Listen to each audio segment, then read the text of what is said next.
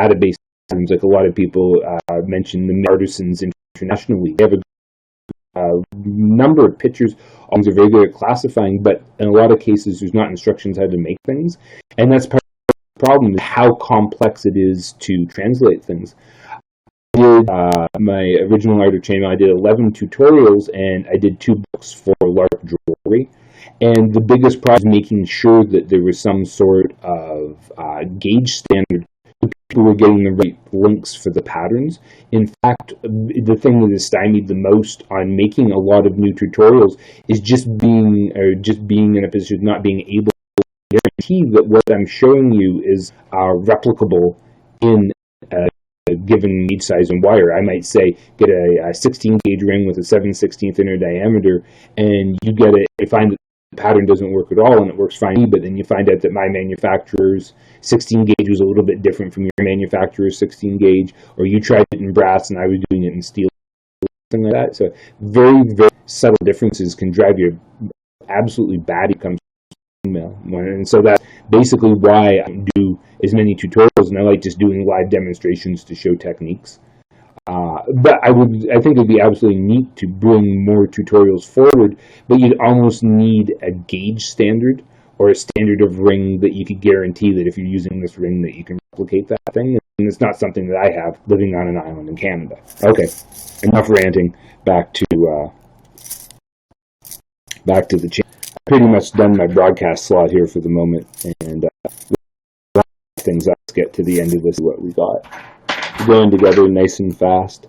This is your last chance. If anybody has any questions, I'd love to hear from. I've seen people pop in and out. I hope you've been enjoying what you've been seeing. Really appreciate feedback. I know sometimes that there's comments on the YouTube mirror of the YouNow broadcasts, but I have no idea how to see those while broadcasting. I can only find them afterwards, so don't think I'm ignoring you. In fact, if you want to get noticed, come over to YouNow and leave a message. And really happy to answer your questions. Email, if you noticed, stop talking here. One of my favorites, I'm very passionate about. So if you want to know something, I'm happy to teach or share anything that I know about chainmail. The other thing that's a really neat resource is the mail chainmail group on Facebook. I think they have, like, on average about 8,000 members. One of the nicest friendly groups for sharing information about the chainmail. I mostly lurk because of my busy schedule, but I love to see what people are doing. Stuff catches my eye all the time. It's so neat to see how much beautiful work coming out of chainmail. When I started, this was still very esoteric hobby, and it's become so much popular in recent times. I think that Lord of the Rings and other geek properties have really helped to bring the popularity of chainmail forward. Of course, live action role playing, LARPing, the Society for Anachronisms, the SCA, a lot of groups of work to preserve these things. Without